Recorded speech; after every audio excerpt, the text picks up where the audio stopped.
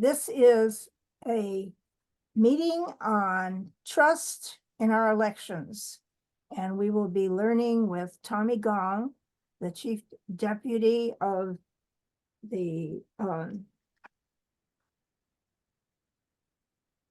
Deputy County Clerk Recorder of Contra Costa County. And this is sponsored by the Civil Discourse Committee of the Santa Clara County, with members in the Civil Discourse Committee from all over the Bay Area. Our Civil Discourse team members, Tony Stieber, Karen Kolinsky, Carol Watts, and Marianne Shovlin, and Melanie Spear. Melanie is unable to be with us tonight because of a family emergency. We're excited to present this very important topic of trust in elections to help us understand the challenges and issues involved in voting in 2024. Our speaker will be presenting, and there will be time for questions afterwards. And please enter any questions you have in the chat, and we'll try and get through as many of them as we possibly can. A little housekeeping. Please stay on mute unless you're asked to state your question in person. And it's advised that you click on the speaker view in your view to get the best video presentation.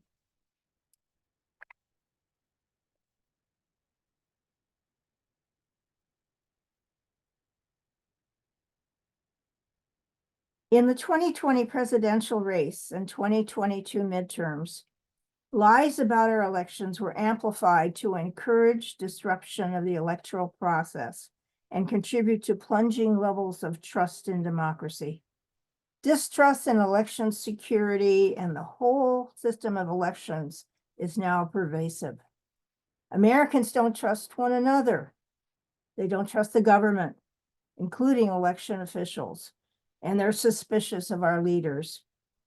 Distrust in elections, as a new Brennan Center report makes clear, has in turn fueled other threats, including cyber attacks, harassment of election workers, threats against public officials, and insider attacks by the very people tasked with administering elections. The dangers of election falsehoods are compounded for Latino voters. Misinformation proliferated across Spanish-speaking media in 2022 and continues to spread ahead of 2024. Additionally, newly registered voters who are often unfamiliar with U.S. voting procedures are especially vulnerable to misinformation. Tonight, we're delighted to welcome Tommy Gong, Deputy County Clerk Recorder in Contra Costa County, California, as he shares his experiences in California voting environments and addresses these issues of trust in our election process. Tommy joined the Contra Costa County Clerk Recorder Registrar Department as its Deputy Clerk Recorder in 2021. He serves as an advisory board member for the Election Official Legal Defense Network and has led the efforts of the Coalition of Bay Area Election Officials for counties to join forces and collaborate on building public trust in elections in shared media markets. And now I am really thrilled to present Tommy. Well, thank you very much, Marianne, and thank you very much to the League of Women Voters of Santa Clara County for having me today. You know, we're just at the cusp of the March election. In fact, I think for many counties, the local voter information guides are being placed in the mail today and the days forthcoming. And so election season is just beginning in California, as much as we're watching the national news too. But let me put up a PowerPoint I put together, and let me just kind of start off a little bit with some thoughts here. Let's see. Okay, so just some deadlines for our upcoming election. We always want to take that opportunity to let folks know on key deadlines. And so as I had mentioned, voter information guides are being released to voters in California. And the next deadline will be on February 5th that the vote by mail ballots will be sent to, that's the deadline for to be sent to all voters in California. Last day to register to vote is 15 days before the election, and because I believe that lands on the president's holiday, that it goes to the next day, so that being February 19th. Early voting sites in Contra Costa County, given that we are a polling place county, are open Friday, Saturday, Monday, and election day for our polling places. And don't forget that if you are going to vote by mail, that it's at least postmarked by election day, and that because we have up to 7 days to receive your ballot. Simple as that. But I wanted to just kind of start off with these threats to election officials that have been occurring since 2020, disparagingly. We read about headlines about threats to election officials being made to election officials. We read about fentanyl being in mail packages being sent to election offices. And what we hear as swatting, meaning that they call the police department with a dire emergency situation forcefully, and of course, in the emergency response, will come and storm the home if that be the case. But that has, I think, the more high-profile cases that this has happened to is the Maine Secretary of State, being Shenna Bellows, and the Georgia Chief Operating Officer for the Secretary of State's office, Gabe Sterling, who I've actually had the honor to meet more than a few times now. And that just kind of leads to this exodus of election officials. We're seeing retirements, early retirements, and people just leaving the profession in large numbers. And that has been something that has been written in the news, that the institutional knowledge is getting lost as a result of these early retirements. They haven't really built up the next generation of election officials. And so that can result in some mistakes that happen. I think there have been some ballot layout and ballot design mistakes that have been found in some states with who had elections later last year. And so those are really concerning issues that the profession is needing to do something about, to build up the skills of our new incoming election officials. These driving factors for threats is we're seeing there is a lot of polarization, political polarization. Tribalism is the term being used, and that the messaging is very emotional and fear-based is what we see. There is a lot of mis and disinformation that members of the public are victimized with. And of course, now we're reading a lot about artificial intelligence and how deep fakes can, again, be more disinformation for the public. We have a news media cycle that's 24/7, and it's very partisan, depending on the news station that you watch. Not to mention foreign interference. And one of the things I wanted to mention is, our elections in the United States is very decentralized, right? Every state is responsible for their set of laws that their legislature establish, that each of the respective states have to follow. And within those states, you have the counties, and in certain states, it's down to the city level that are conducting elections. And so in a lot of ways, that's considered a benefit, because we have really, with elections being so decentralized, if there was an issue that happened in one jurisdiction, it wouldn't necessarily affect all the other jurisdictions, and that you might be able to overcome a situation. But the cons are that we're easily divided and conquered, because we can do things differently from state to state, even between neighboring counties. We might do things differently, and that can cause some confusion for the public and for voters. And lastly is that there is very little understanding of the election process by the general public. I won't say it's rocket science, but there's a lot of steps and processes that occur during elections that just kind of numbs the mind of all the different steps that are involved to ensure the integrity of the election with all the checks and balances that we perform. So as I was mentioning, in terms of threats, one of a fairly new nonprofit that was formed is this Committee for Safe and Secure Elections. They provide support to election offices just by requesting it, and so I did.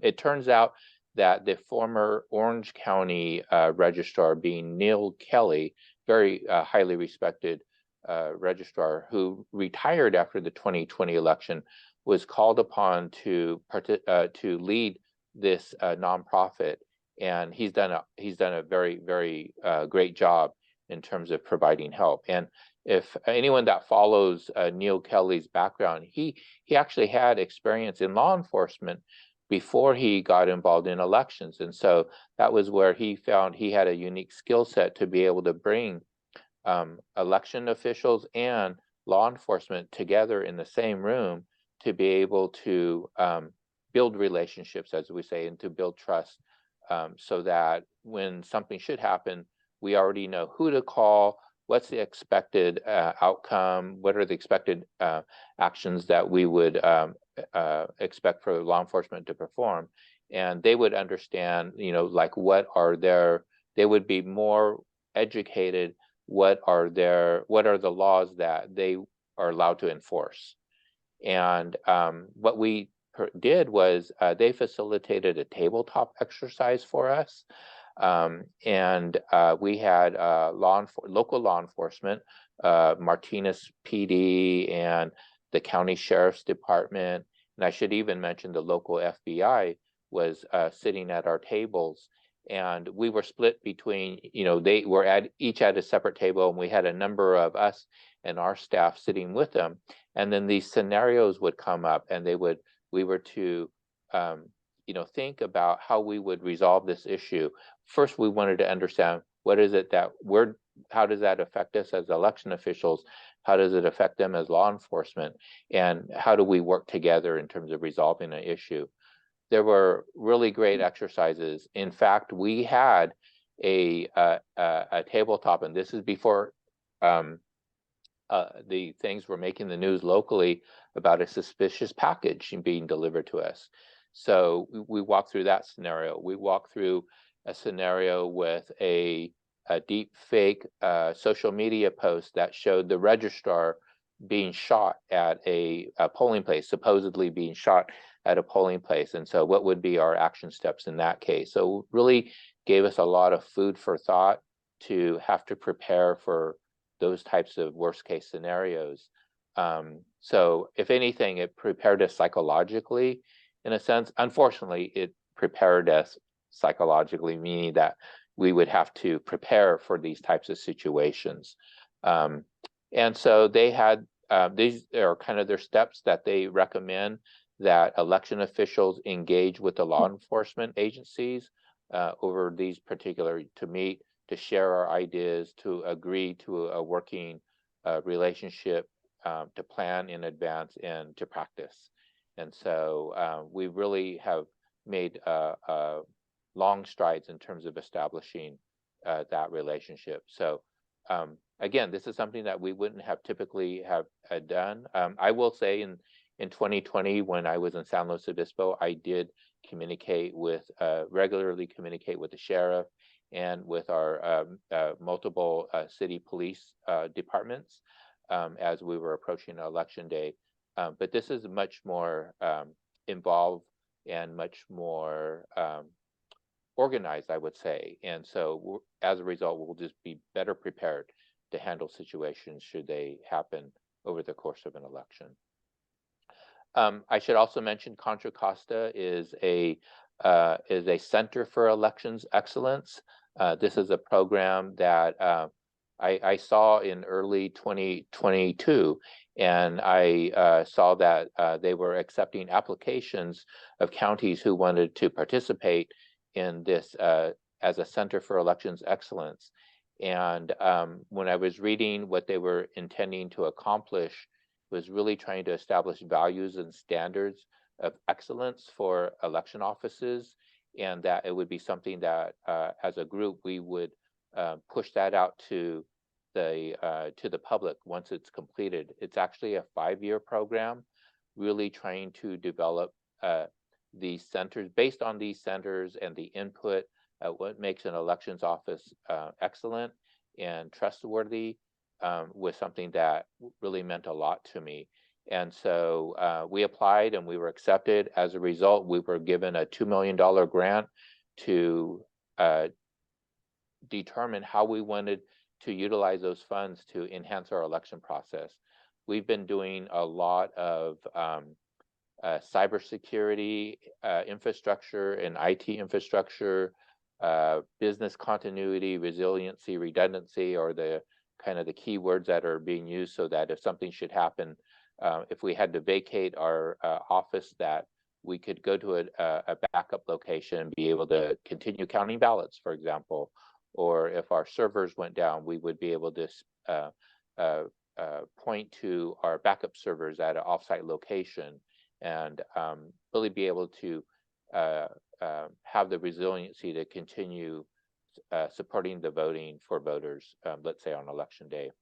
But also, as a result of the grant funds, one thing that we engaged with is working with a local public relations firm to really help us sharpen our skills and to gain more experience on our communications plan.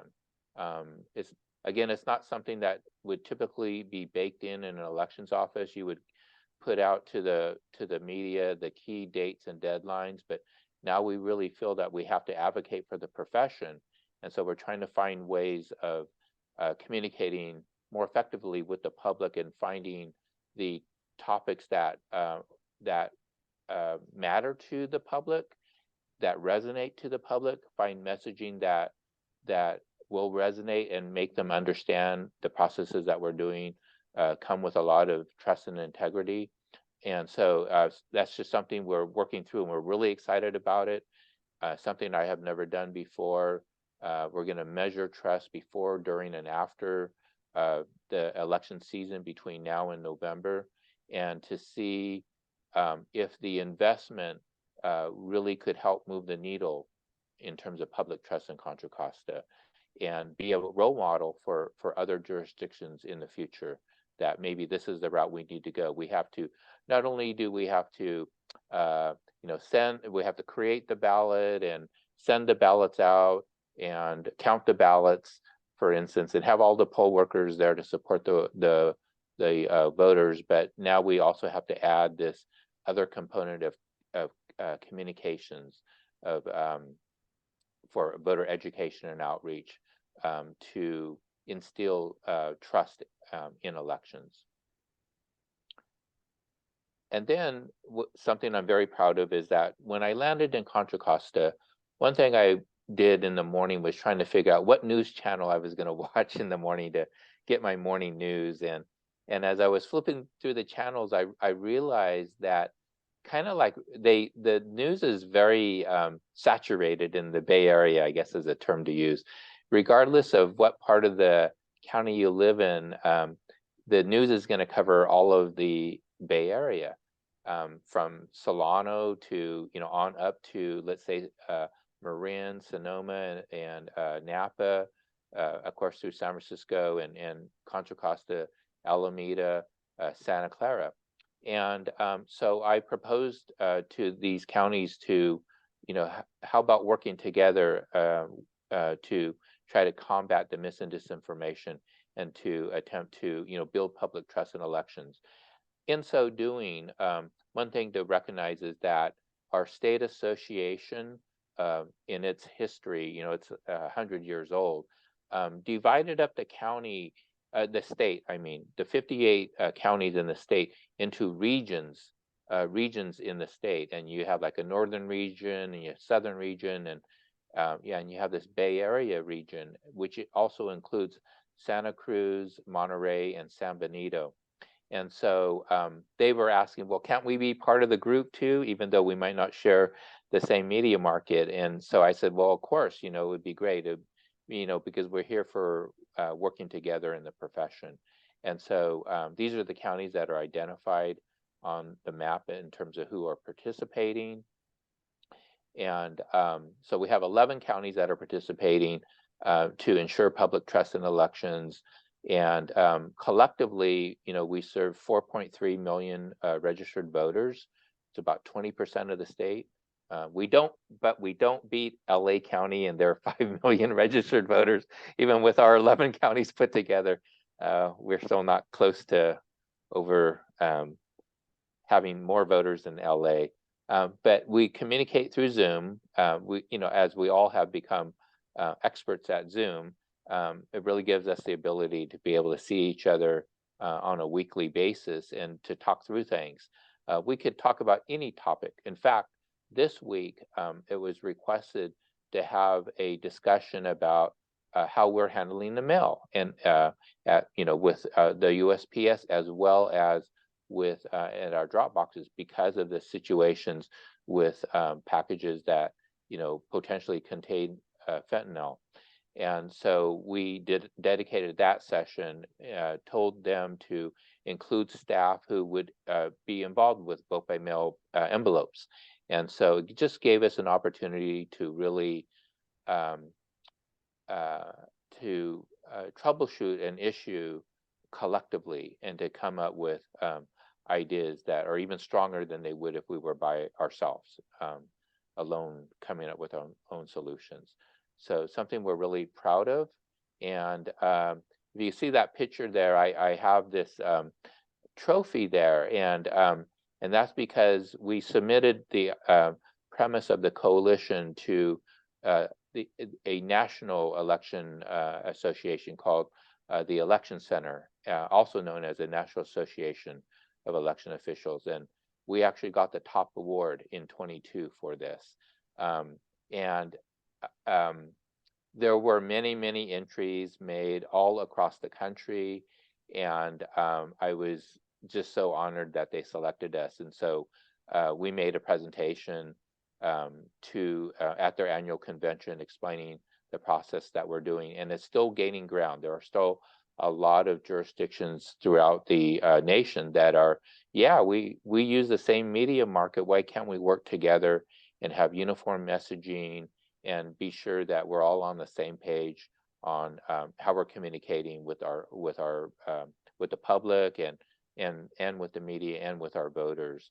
And as a result, you know, if there's some emerging issue or topic that's coming up that might not be accurate, then it's something that's you know, that we can all communicate together about. And so it's just something we're really proud of having done.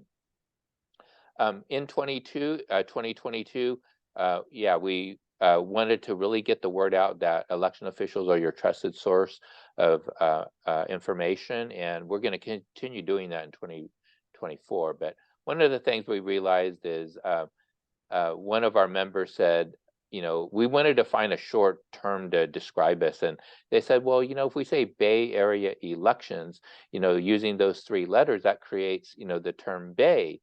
And there was a younger member of our committee who was saying, well, you know, Bay means something else in social media, being before anyone else, like your loved one, your significant other.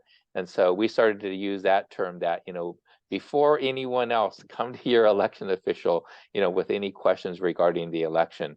And so that caught, I don't know if it was at the consternation of our teenage kids or so, but they caught on and are accepting our mantra that way. But what we wanted to do is we created fact sheets about redistricting at the time, and the ins and outs of vote by mail voting, voting systems and security, in-person voting, whether we were a polling place county or a vote center county. and then the canvas. What are the steps involved with the canvas? We created a website and had our social media created. And we even created in the November election, we starting to learn how our messaging worked. And that was, okay, we need to make our messaging short and sweet, especially for social media. So we started to create a "Did you know" campaign. Did you know this about vote by mail voting? Did you know this about our voting systems and security? And so those were some great things that we've done. And we plan to continue using those types of social media posts. Some things that we learned though was that, so the collaboration was really, the thing that we noticed was the most beneficial, just working together side by side with our neighboring counties. We really did notice that smaller counties benefit from the larger county efforts. Larger counties tend to have more, excuse me, give me 1 second. Our larger counties have more resources to be able to work with the staff to work on these messages. And so the smaller counties really don't have the time. And so we're able to, the smaller counties are able to benefit from the larger county efforts.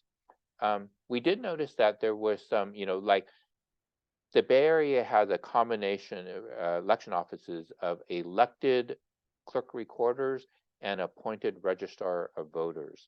And whereas electeds can kind of, they're given the leeway of, since they're elected, they can kind of run the office the way they want and almost say what they want. Whereas appointed typically have to have, let's say, press releases approved by the county administrator, for example. And so there were some lessons learned that way in terms of just the nuances of how election offices are run from one county to another. We did notice, that we have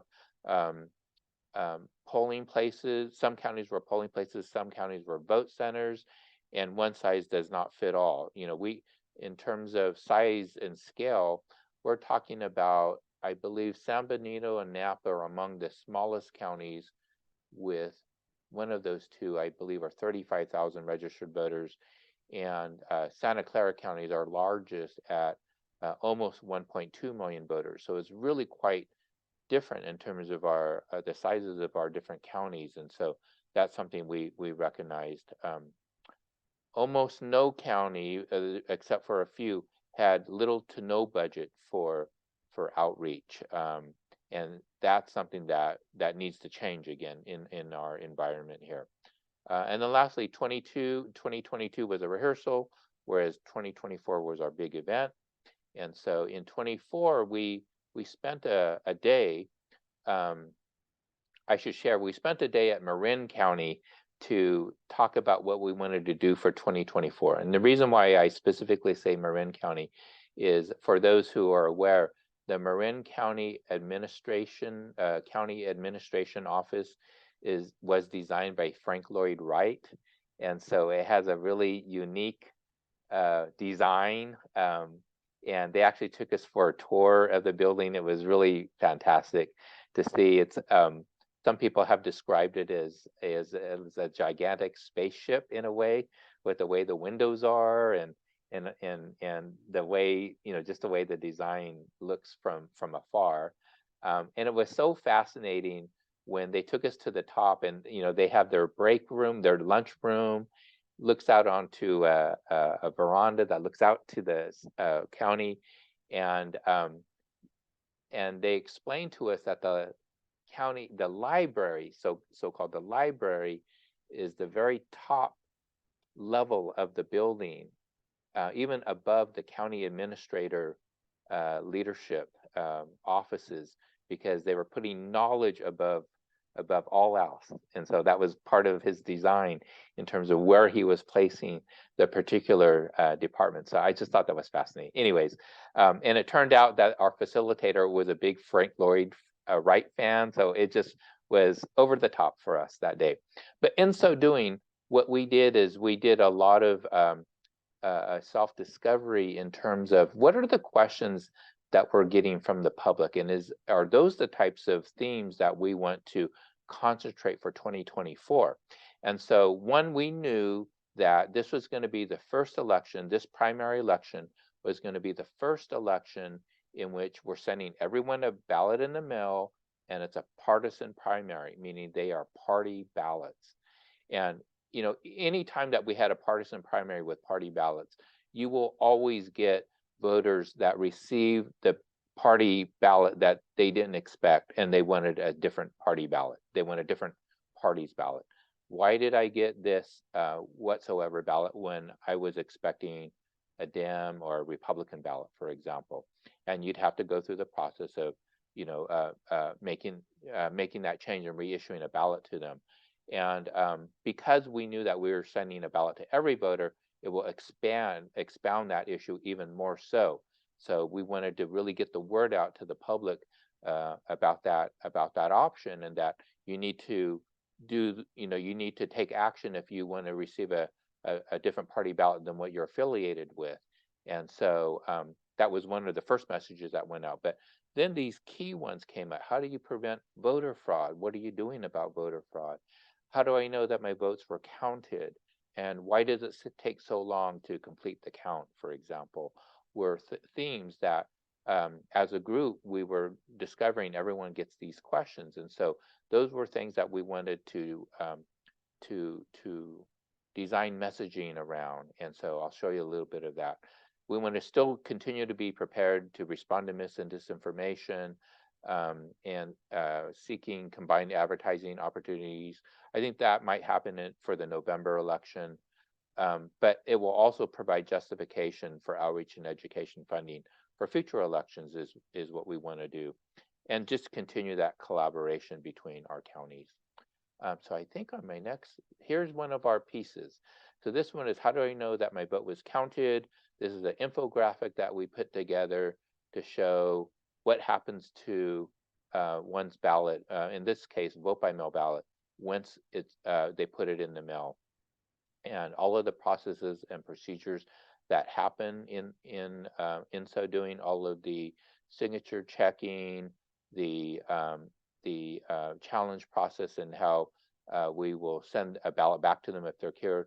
I don't see that fully spelled out there, but and then accepting the ballot for processing, so that they understand that there is there are checks and balances that occur through verifying vote by mail ballots, because voters may not know exactly what takes place when they vote their ballot and send it back to us. And the next one is, why does it take so long? So kind of in the same thing, we wanted to document all the steps. Now I know this is kind of heavy here, right? And when it comes to, this is where we would utilize the Did You Know campaign of just picking a particular piece out of here, a particular step, to explain that process a little more thoroughly. But here we wanted for them to know that there's a lot of steps that occur after election day that is performed during the canvass of the vote before we certify the election. And so this is how we're ensuring that all of the proper steps were followed, that every eligible ballot was counted, processed and counted, that we ensured that voters only voted once, with some of the steps involved in balancing the number of ballots to the number of people who voted at a polling place, for example, and ensuring that the vote counting machines were counting properly by doing, in California, what is our 1% manual tally. And so again, just trying to find ways to communicate with the public and with the media. For example, when we put out a press release, these would be the types of things that we would circulate to them to communicate with the public about.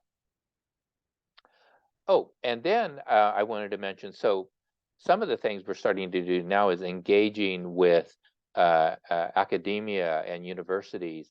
And the Stanford D School, and I say D stands for design, not for democracy, for those who I was having to find out for myself. But the Stanford D School is this cutting edge school that facilitates design thinking in not only business worlds, but throughout different disciplines, so to speak. And it's really trying to get people to collaborate and figure out ways, creative ways of solving a problem. And they have been in the election workspace for a couple years. I've run into into them a few times, and so because of that, I believe they approached me, and they really liked our idea with the coalition. They wanted to have a winter quarter course. It's just taken off. It's just started for called Designing for Democracy and Elections Administration, and they have about 15 students. I visited Stanford about 2 weeks ago during their first class to meet the students. Really engaged students. It was really inspiring. They were from freshmen to some graduate students, but also I guess they have a program where if you're a senior, you could be in a program where you're a senior. If you spend one more year, like a 5th year there, you get your master's instead of taking another 2 years. And so a lot of political science majors, but also like a computer science major. And so it was just great. And so they're working with the coalition. We put out a security safeguards poster, which is very heavy in text. And we wanted for them to reimagine that poster, and it might come out into multiple products to show how we can, again, communicate with the public. And so they're gonna, they're going to work with on the campus and share it with students to say, do you understand this? Or how could we do this better? And so that's the first piece that they're gonna do. We're gonna have that done and presented to us on February 6th. And then for the remainder, that's part 1. Part 2 will be identifying a challenge that the coalition has identified, so that we're going to throw the students at it again to see if we come with some kind of creative solution by applying this design thinking to the issue at hand. So it's something we're really excited about, and I think it's going to be something that will be written about, in journals and research papers and journals. And so it's something I'm very, very inspired by. One thing I wanted to add, and this was kind of my last minute initiative, is another thing that we were able to accomplish in Contra Costa is our Board of Supervisors approved our DEI initiatives, diversity, equity, and inclusivity initiatives. And there was money to be had in Contra Costa. I'm not even sure how many years ago it was, but in Contra Costa, they had a Measure X ballot initiative that was passed. It was designed specifically to underwrite DEI initiatives. And so there were some efforts that took place already, but there were some remaining funds that were available every year. And so they were asking the departments to come up with some proposals on things that could enhance service to the public. And so we proposed for 2 positions to correlate. The first piece is, let's find a correlation. Is there a correlation with registration and turnout rates with identified underrepresented communities? So you have your census data that can help you identify those areas in terms of registration, and then turnout rates. We have that data. Can we find a correlation to that? Not necessarily, in addition to underrepresented communities, language groups, all the gamut. Are we finding some kind of correlation? And then what kind of efforts can we implement to aim to increase engagement and participation in those communities? And so it's something that Contra Costa is ready for. As a fairly large county in California, we have the staffing and the horsepower, I call it, to be able to do this work. Smaller counties might have more challenge to do it, but we have a very robust GIS mapping team, for example, that can import those maps with community data in it to find those correlations. And so it's something that I'm very excited about that. I think we're going to get off the ground, and this will be something that will happen every year. It's fully funded for every fiscal year. And so we're going to grow this program, but we're just getting it off the ground. But it's something that I think is going to be very worthwhile, and discovering more about our county and what we can do to improve participation. Then next, I wanted to mention about other things that we're doing to increase awareness of elections. Is we have a program called the Observer Program called the Certified Election Observer Program, or our CEO program. And what we do there is a very in-depth observation program. We ask for these observers to be in our office 4 different days during the course of an election.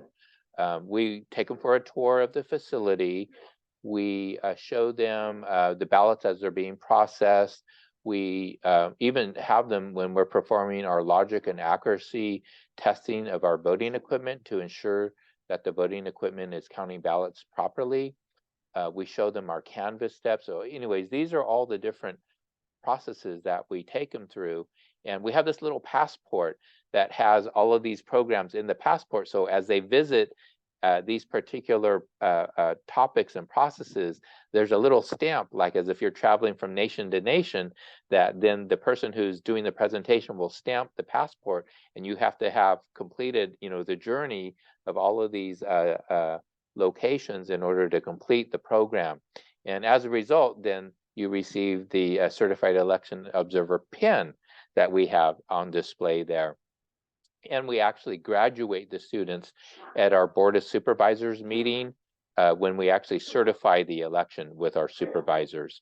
So it's just one more thing. We're really proud of this. This also gained national recognition.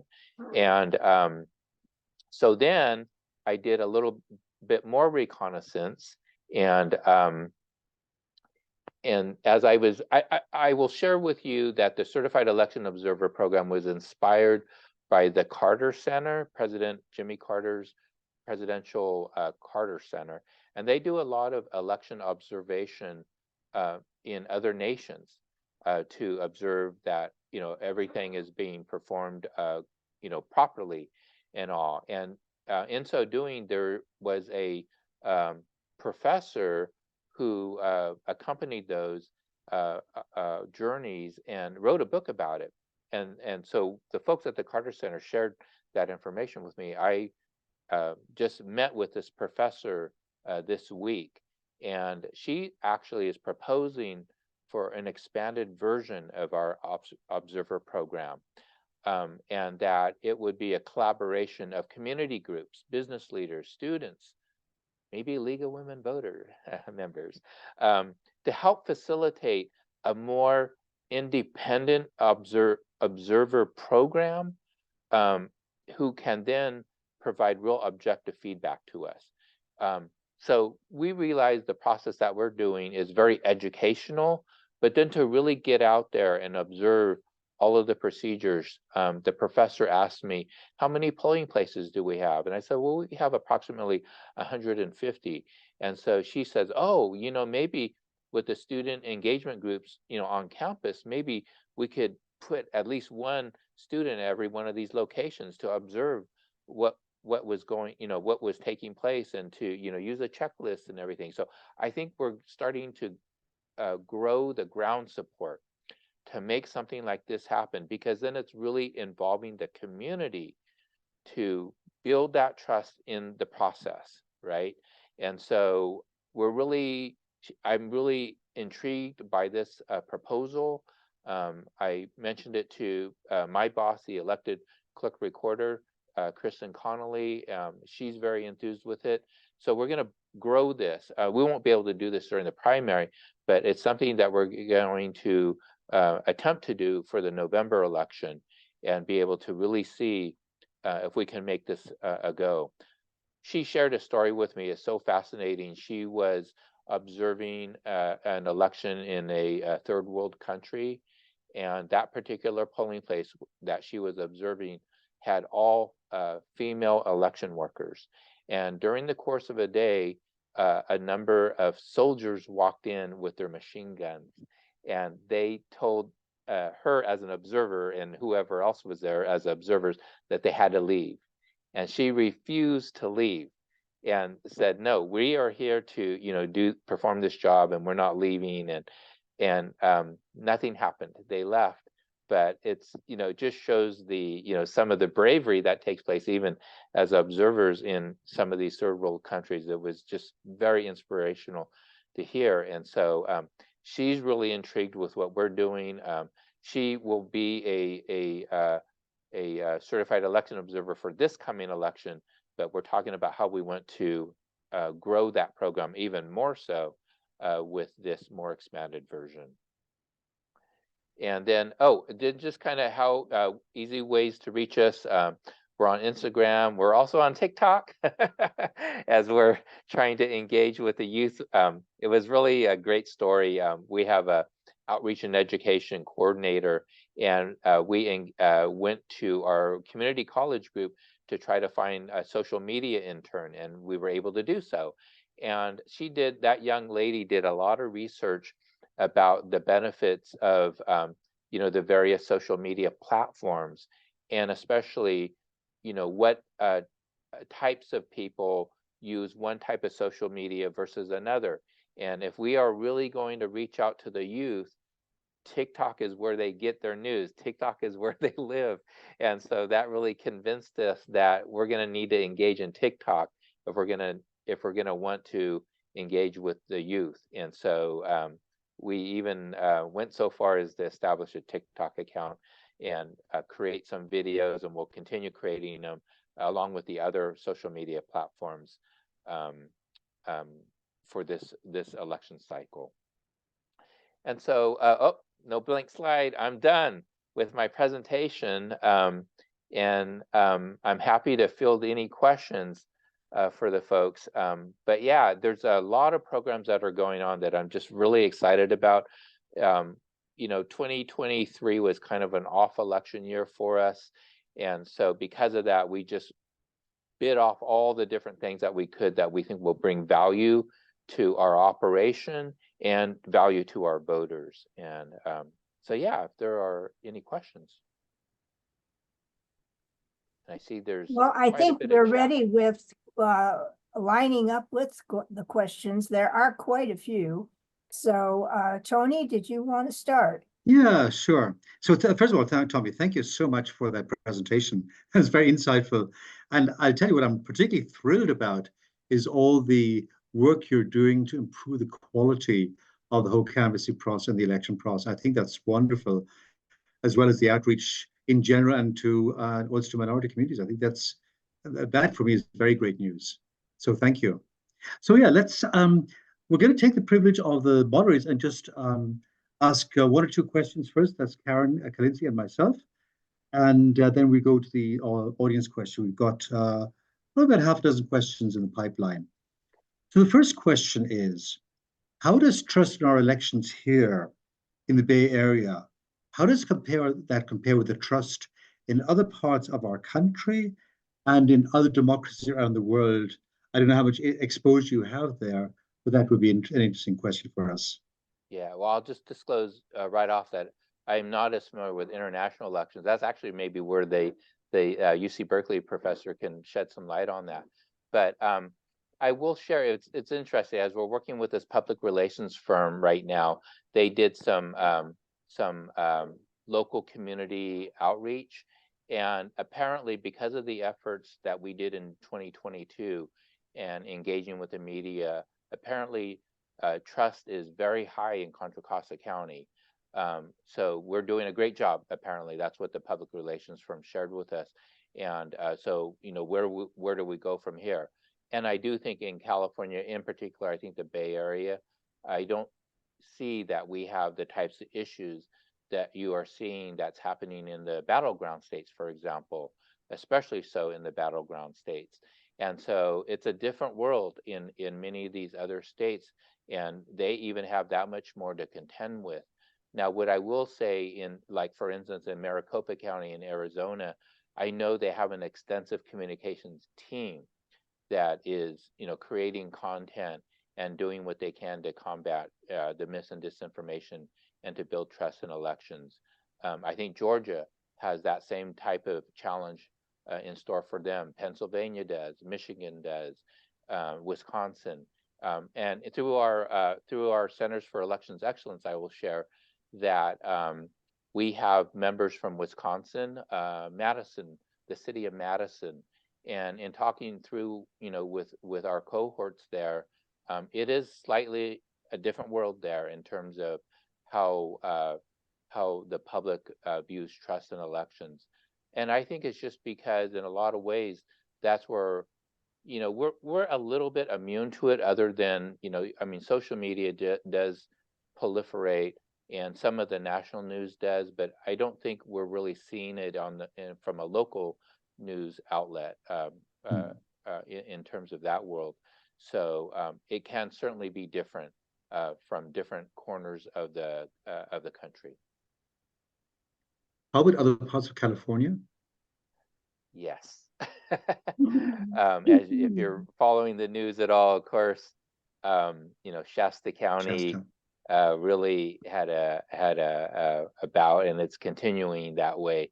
But to the point where their board of supervisors, conveniently canceled their contract with the voting machine company that they had, and was leaning towards hand counting ballots. Actually, was really pushing the registrar to go in that direction until the legislation was passed by former registrar Gail Pellerin, our assembly member now from Santa Cruz County, who passed a law that forbade basically hand counting ballots when you exceed when your jurisdiction exceeds 1,000 voters. So that makes sense when you're thinking about the size, and when you think about the design of our ballot compared to other jurisdictions that are hand counting ballots, it's a whole different operation altogether. Oftentimes where they're hand counting ballots, even you watch the Iowa and New Hampshire, there was just one contest on what they were counting, only the presidential contest. That isn't the case in California, at least, that we have, our local contests on there, local measures. And so it's all on, our ballots. And so how are you going to count up to, in some cases, 20 or 30 contests that are on a ballot for your, whoever's performing the hand count? Oh, and it was just interesting. There were regulations established, the Secretary of State, because there was this possibility that there was going to be hand counting, that the Secretary of State established regulations for if you were going to hand count your ballots. And already the way the regulations were designed, it was going to be nearly impossible to be able to do it, because you couldn't begin counting ballots except for the evening before the election, I believe. I thought it was 5 p.m. before election day. So you can imagine how many ballots could you count in that time? And they would say, we're just going to continue counting until, we get at a certain point through election night, or they're going to be counting until 6 a.m., at least, to get anywhere. And then it was about, I was trying to envision how they were going to keep track of, like they were saying, they were going to divide ballots into batches of 50 ballots at a time, 50 ballots, and they're going to have it put at a table, and they're going to tabulate, and they're going to have a tally sheet that they're going to give to a home table that then is responsible for adding up all of those different tally sheets of those batches of 50 ballots. So I was like trying to envision, how are you going to add that all up? Okay, so you're going to put that like in an Excel spreadsheet? No electronics allowed. Okay. Okay, I'm going to use a calculator. No calculator allowed. Really? So it just fathomed me to try to understand how they were going to add up all of these tally sheets by hand. So really, that was what was in the regulations, and that was how they were thinking they were going to resolve that issue to be able to process the ballot. So certainly there are pockets in California that are challenging. but California overall is not like a battleground state, but certainly there are certain counties that are challenged with higher degrees of mistrust of elections. Thanks, Tommy. Yeah, Karen? Yeah, we have a question from one of our league members about ranked choice voting, which seems to have many benefits over plurality methods. Would you think that there are some races where this is not appropriate? Or how much difference might it make in the vote counting process to be dealt with? Yeah. So ranked choice voting has been around for a while. San Francisco was one of the first counties to do so back in 2004, it turns out, so like 20 years ago. And even then, that was the methodology to do that was a little different than it is today. The look and feel of the ballot's a little different. And I think it's gotten better because I always thought it was like that, the way they did it the first year. And then someone had showed me a recent ballot and it's like, oh, that makes it a whole lot easier. There's certainly education that has to be sought with the voter on that, so that they understand what that really means. And when it comes to the tabulation of the votes, we have to be spot on, meaning the elections office has to be spot on with how the votes are being tabulated.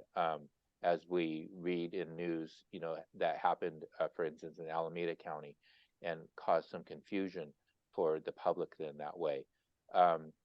But I was in LA earlier last year at a thing called the American Democracy Summit. I was asked to be on a panel about a career as an election official, but it was so fascinating other than that panel I was on, it was very much there were a lot of ranked choice voting sessions there. So I knew there were going to be a lot of folks that were advocating for that. And so I started talking with them a little bit, and there are different ways that there are different models of ranked choice voting. And because of that, they cannot settle yet on a single methodology. And so there is still some homework to be done, and it is being implemented in different jurisdictions, and like it was in Alaska, for example. But they're having debates over how the counting should occur, and I can't even describe what they were specifically right now. But there are some different ways that the ranked choice can happen. I think it's a really intriguing prospect. Can it, number one, I know that some jurisdictions, some cities would like it because it might avoid having to have a primary and a general election for electing their mayor or city council member, and that by using the ranked choice that you would have a majority of the votes that are electing a mayor or a city council member, that instead of 25% of the voters, because it's such a low turnout, and that only a fraction of the voters are actually electing the mayor, instead of having a majority of the vote, it's just 50% plus one, that you could have, or I'm sorry, that whoever the top vote getter is. So in this way, I respect that premise. I think that's an interesting one, that by the roll up of the ranked choice that you can get to a majority vote, and that the premise that it makes for candidates to play in the sandbox well together. Because there are coalitions that are had to say, well, you might not vote for me first, but please vote for me second, right? And because of that, you have to kind of play nice amongst each other. So I have heard that being a benefit, and I want to say I've seen a little bit of that happening in the jurisdictions that are where they're being conducted. So I do see that there could be some benefit to this, and so right now it's still kind of sparsely being rolled out between different jurisdictions. San Francisco being one, Oakland being another, and I know City of Richmond has been contemplating it, but we haven't gotten any real solid go ahead on that.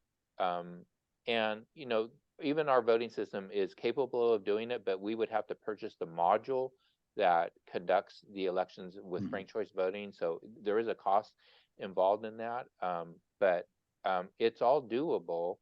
And I won't say I'm an expert at it, but I am hearing, positive benefits to the process. Oh, thank you very much. That was really helpful. Tommy, we've got a quick question from Sheila Musselman and also from Christina Steiger about the U.S. Alliance for Election Excellence. And is this organization present in all 50 states, and how is it funded? Yes, it is not. The Centers for Elections Excellence were only awarded to 14 counties throughout the United States.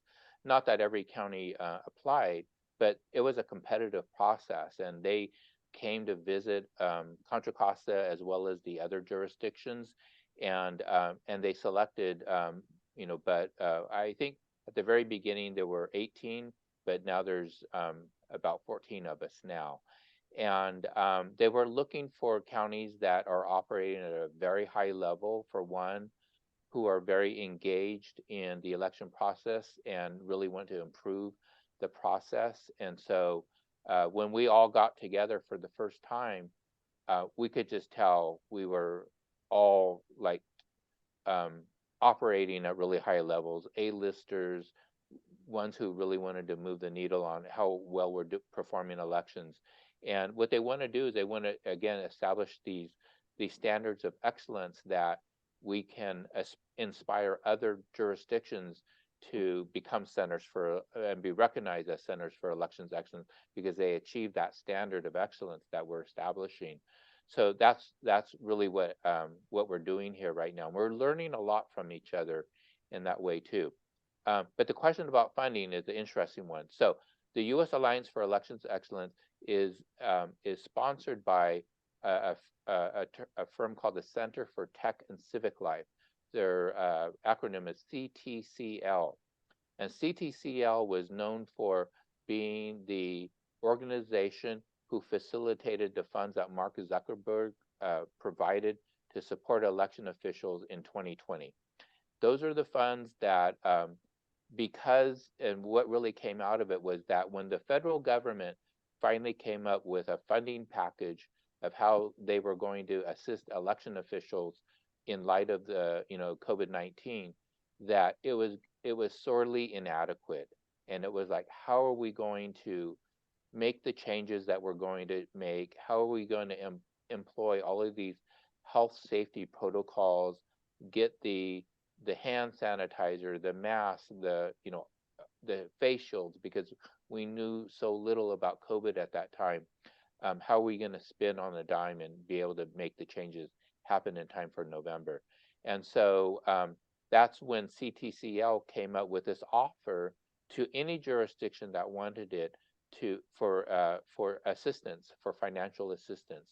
And so Contra Costa actually applied in 2020 for funding and received substantial funding. At that time, I think it was almost $1 million, $900,000 for assistance. And when I wasn't in Contra Costa at the time, but in talking with the staff of all of the things we did, they even rented circus-sized tents in order for early voting to spread out, so that you'd be standing 6 feet apart. You'd have really long lines as a result, but encourage voters to vote early, encourage voters to vote by mail, and all of those safety procedures in order to make that happen. And so when CTCL came up with the funding for the U.S. Alliance for Elections Excellence, then we knew how they operated.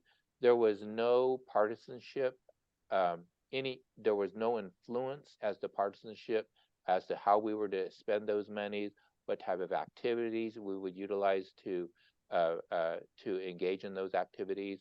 They were all up to each election official to decide how they wanted to best serve the voters. So that's why we felt very comfortable with it. And we're doing the same as we're going through this process. We're being very cognizant of that. And if there was, as someone asked me before, if there was any notion that there's any form of partisanship, then we would withdraw from participation. We have seen nothing like that in all of our participation now. What I should say is the funding that CTCL secured for supporting the U.S. Alliance are not the Zuckerbucks. They are another round of funding that they applied for, and it's a collaboration of funders that underwrote this project for them, which includes, of all things, I should just share, because we were all there at this first convening. We were in Chicago to meet our fellow county election officials and some of the funders. And so we didn't know who were funders and who were, election officials, but during one happy hour, we met a funder and we found out that he represented the Lauder family, the Estee Lauder family, meaning the cosmetic company. And the Lauder family is established in the Bay Area, it turns out. So it was very interesting to see the types of people who wanted to support, election offices to improve our processes and to elevate our procedures. And so it was really interesting that we just happened to meet him, and he explained who he was representing. And yes, he's one of the funders that provided I believe it's $75 million that was provided to CTCL for this program, to support this program. And so that's where we received $2 million amongst with the other jurisdictions and all of the other programs that they're supporting. Another thing that they're doing is that they're working with certain vendors to provide services to us. So that Stanford Design School is they are a partner that is providing assistance to election offices through their design, for example. And so that's one example. We have a group called the Elections Group, which is comprised of many former election officials, and they in turn are helping us.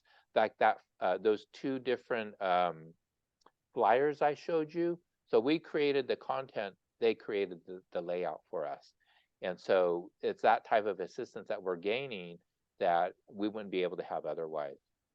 But yeah, that it kind of explains the funding mechanism.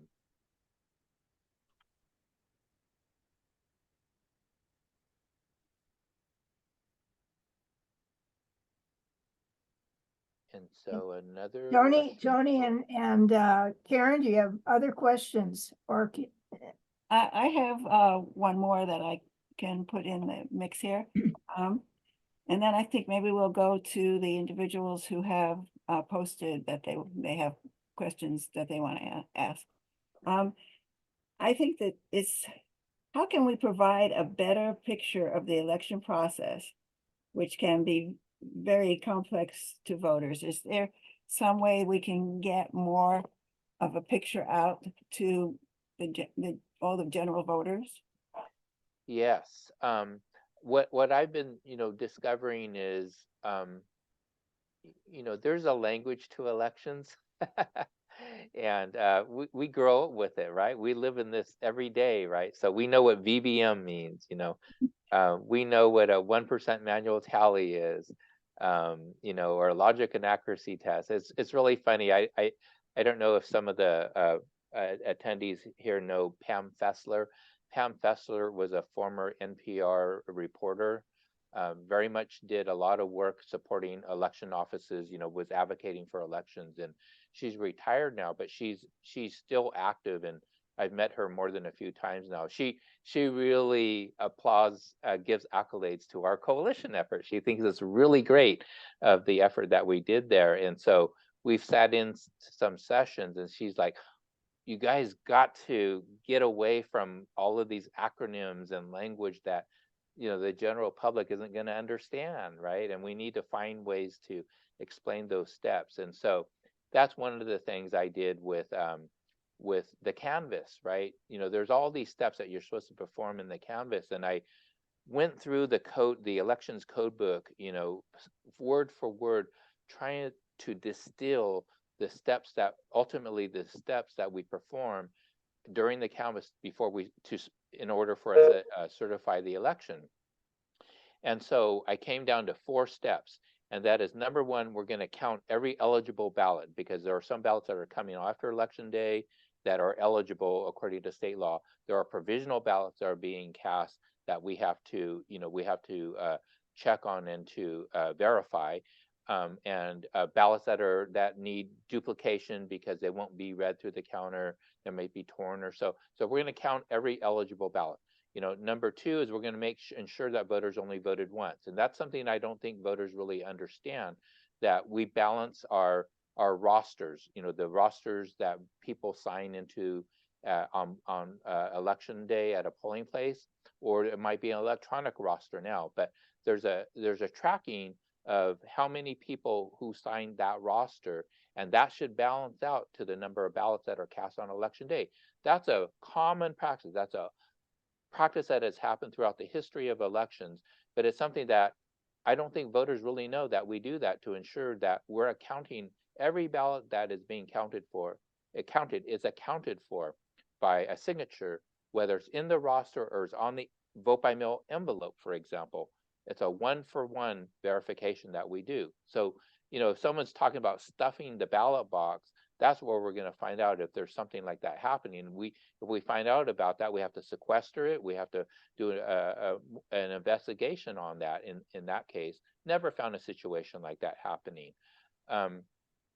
Three is we're going to make sure that the processes were properly followed on election day. So instructions are followed by the election official, making sure that they had signed all the proper forms, dotted all the I's, crossed all the T's. And the last piece is we're going to make sure the voting equipment is counting votes accurately. That's the 1% manual tally. So I just go with these 4 steps. These are the 4 things that we need to achieve that validate the election as we lead into certification. So it's these types of things that I think we need to do in order to communicate with the public. We need to find messaging that is easy to understand. We need to make them into bite-sized chunks so that they can absorb them, because if we give them all of the steps that are involved in vote by mail voting, it's just it goes over the head all the different things that we do. And in California, I'll just say the vote by mail process is very robust in California. It has evolved over the course of 20 years. I've been in the business now for 21 years. So I myself have seen how the number of vote by mail ballots have gone through the roof, right? Instead of participation at maybe 68% of those voting or voting by mail, now we're looking at 90 to 95% of those are voting by mail now. So it has really turned the tide as we're sending a ballot, putting a ballot into everyone's hand by sending it to them in advance.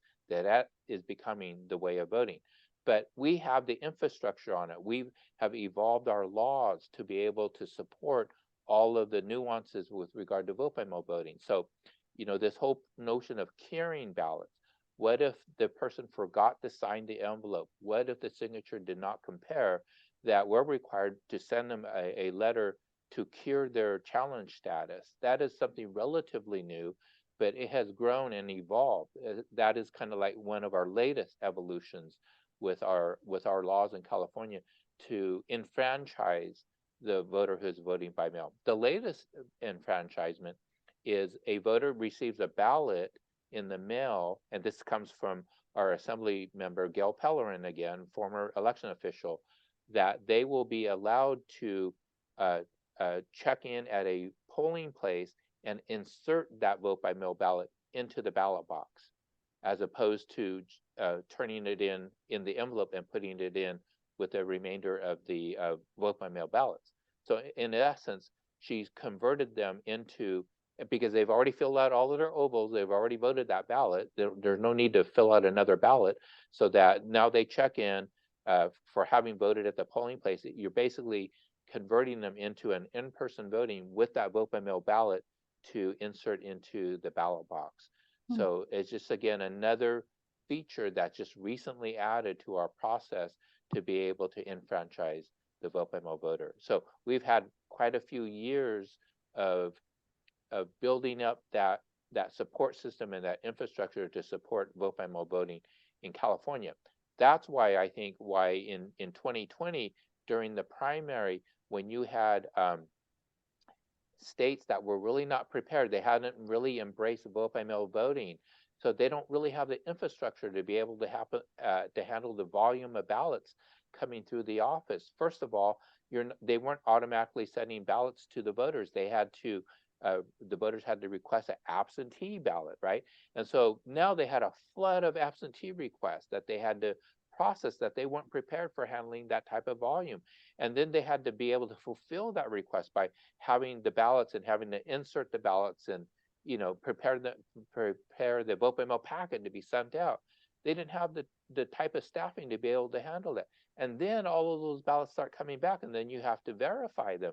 So they just didn't have the system there that we have evolved in California to be able to handle that. And so now that 2020 is gone, they've kind of reverted back to not embracing and having that you have to have an excuse for requesting that absentee ballot, instead of that you can just request it and that there's no excuse required to request the absentee. Now in some states they've gone back to you have to have an excuse why you can't be there on election day, for example. Thank you, Tommy. Tommy, we have still have about half a dozen questions, and we have only about 13 minutes remaining, so I'm not sure how we're going to do it. We might have to leave some out. I have a question from Steve Emmert. He saw a poll called the Rasmussen poll, which reported on voting practices in December of this past year. The poll claims that 17% of mail-in voters say that they cast a ballot in a state where they were no longer a permanent resident in the 2020 election, and 19% say that they had a friend or family member fill in their ballots on their behalf. Does this reflect reality in your view? And if so, what can we do to prevent that? That's an interesting premise. I would be interesting to review that. So I have not been made aware of those sort of things. I will say what I will say about mail-in voting is that you have to have a robust. What comes with it is you have to have a robust voter roll maintenance program. And if you're not keeping up with that, then there are going to be voters. We have a very mobile society. People are moving, within counties, between counties, and out of state. And it's that type of information that we need to have in order to be able to keep up with it and to be able to get the ballot to the right voter at the right location. So there is that challenge that we are constantly dealing with. And when we look at the statistics, as many voters that were processing in-county moves, out-of-county moves, that it's actually pretty mind-boggling in terms of the volume that we perform annually. But I will just add one more thing to this, is that one thing that we need and one thing that would be great to enable voters to do is that if they receive ballots in the mail that don't belong to them, then let their election office know. And that will be a premise that will be a reason that we can inactivate that particular voter record when we receive that type of information. If voters aren't informing us of those types of situations, then it's just, we won't have any information to tell us otherwise. And the last thing I want to say is there is this interstate program known as ERIC, the Electronic Registration Information Center, that was established about 10 years ago. And many states were joining on. California had not joined on yet, but they made presentations 10 years ago talking about how they wanted to link up states so that we can get out-of-state information in order to be able to, if a loved one, here's a scenario that I think can happen very often. Family member, elderly family member lives in California. They, their children have moved out of state, and now they're at an age now where they need assistance, and so they move in with the family member, let's say in Nevada somewhere, right? And they change their address for all their essential needs, right? Where their Social Security check goes, where their pension check goes, all of those things. But the last thing they're going to think about is their voter registration, right? So we might not get that data, right? And then let's say they pass away. So now that death certificate is in Nevada, and we don't get other states' death certificates, for example. Mhm. We don't get other states' DMV information should they get a driver's license in the other state. And that is what Eric offered, was getting that out-of-state data, and they did a really good job being able um, to normalize standardize the data so that you could work off of those lists very efficiently. And when you look at these states that were doing it, it was really effective. States and counties really swore by it.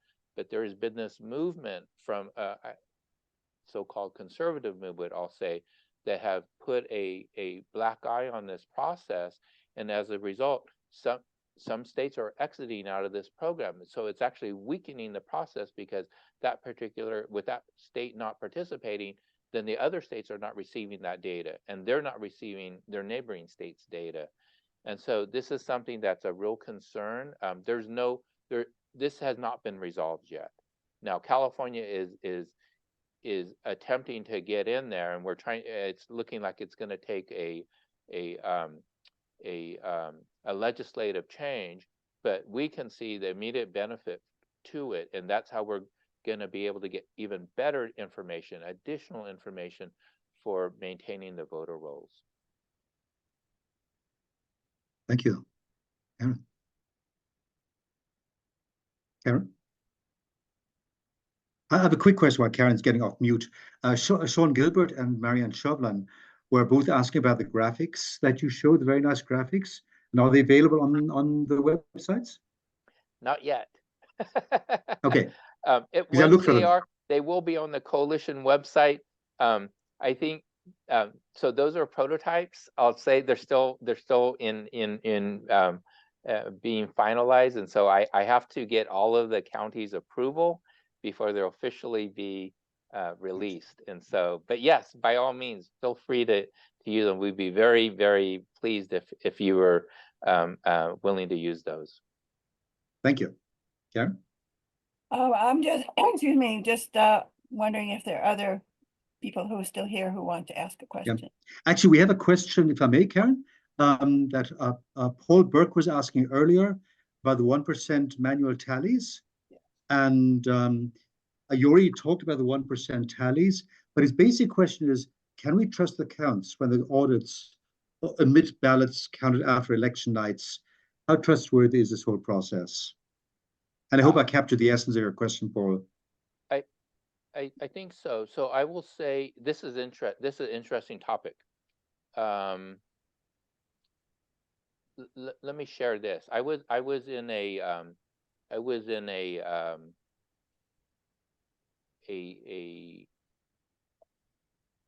discovery session with many other election officials across the country, and we were talking through different topics.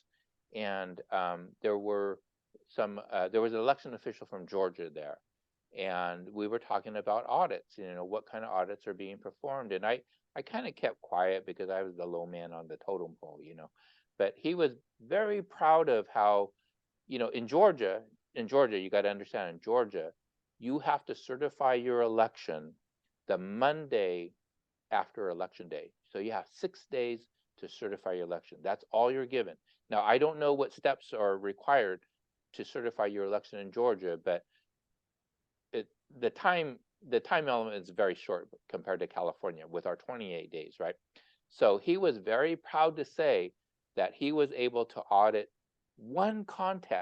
at least one contest on the ballot, right? And I was like, wait a minute, explain this to me. And so he, was saying, yeah, I do one contest, and we might randomly select it, or it might be the contest at the top of the ballot. And I go, you got to understand, we're doing every contest in California, and we do a random sampling of 1%, and those contests that weren't captured of all the contests on our ballot, we're responsible for retrieving ballots so that we can be sure that it counted that contest properly too. And he was just floored. He had no idea what was taking place. So you're going to find different requirements in different states in terms of what type of auditing procedures are required. That's problematic. That's part of the decentralized nature of elections that I alluded to.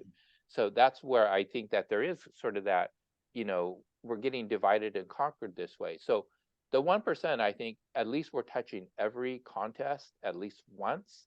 But it's the initial part is randomly sampling those in-person votes and the vote by mail batches.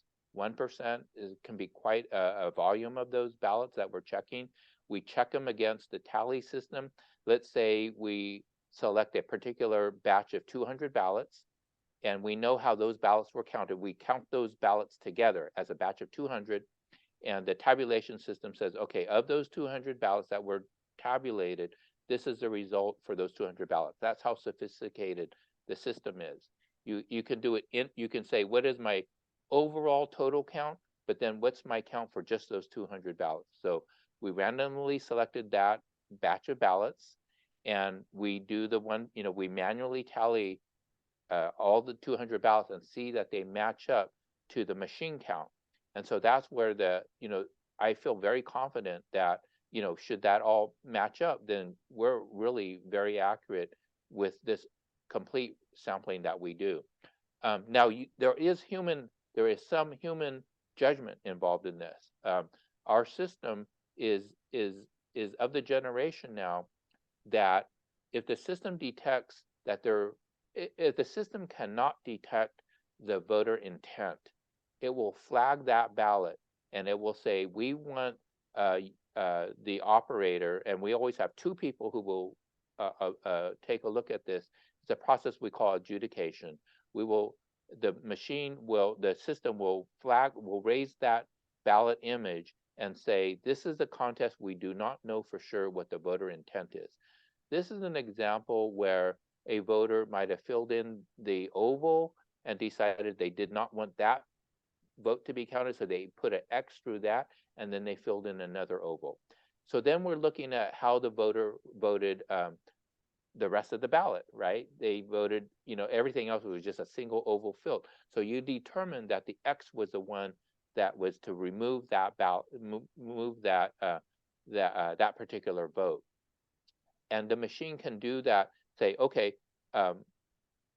we adjudicated that the one with the X through the oval should be removed. And we can tell the system to do that. So now that vote that was in the clearly filled oval will count for that candidate, let's just say.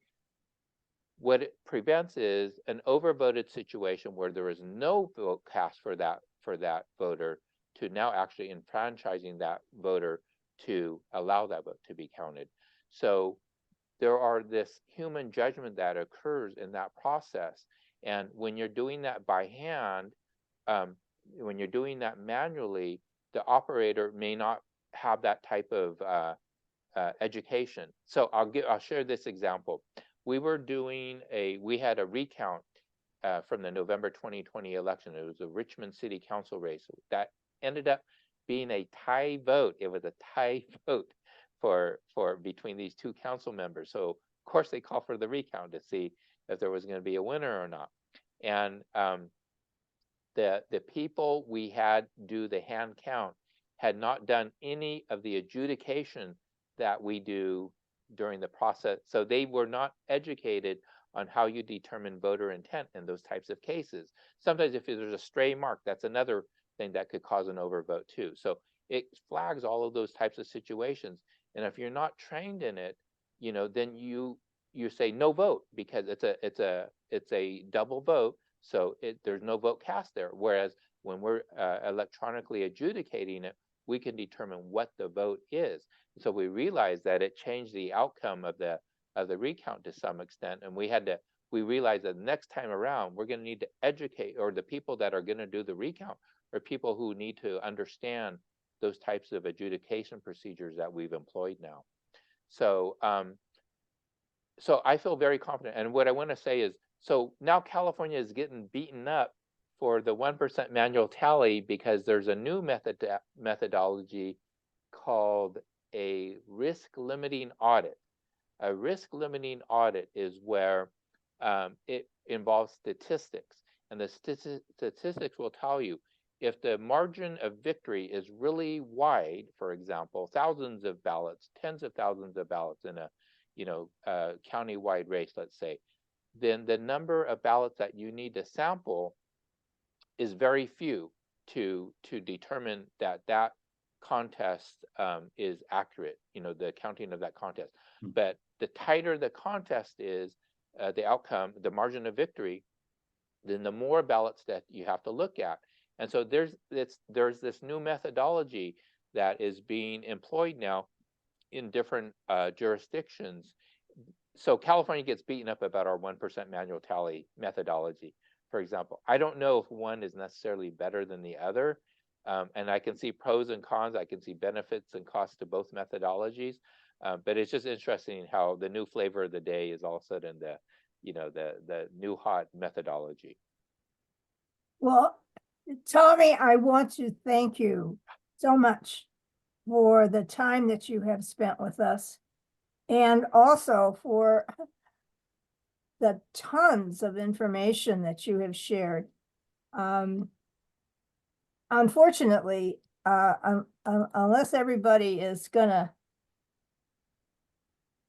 fall asleep here, we're gonna have to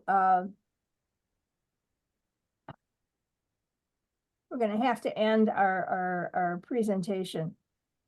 But I want to thank you again, Yes.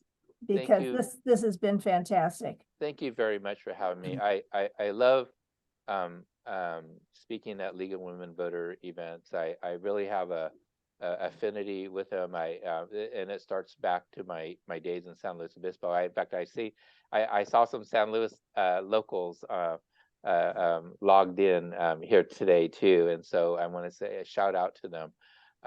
A lot of good has come out of this, my experience, and I will just say, my being in Contra Costa has given me really kind of a new leash on my election life, because of being in a larger jurisdiction. I've been able to do a lot more, a lot more what's outside of the office. In a smaller jurisdiction, your nose is to the grindstone, and all you can do is have time to get your work done. But here, I've really been given the opportunity to work with outside agencies, work with universities and institutions, and it's just been great. I just feel that I can really have an impact on the profession this way, and and I see the league as a valued partner of ours into our profession, and I would really like to engage and to see if there is a way that we can, with that more expanded, formalized observation program, that maybe this is a way we can make that happen in Contra Costa, and we could all invite all of our neighboring league chapters for this particular exercise. I think that will happen in November. So anyways, I thank you very much, and it's been a great honor to speak to you folks tonight. Thank you very much, Tommy. And I have to may I say that I think you're very lucky that Marianne is such a hard taskmistress, because otherwise we'd have you talking for another 2 hours here. It is Thursday night, so I still have work tomorrow. I know. But, well,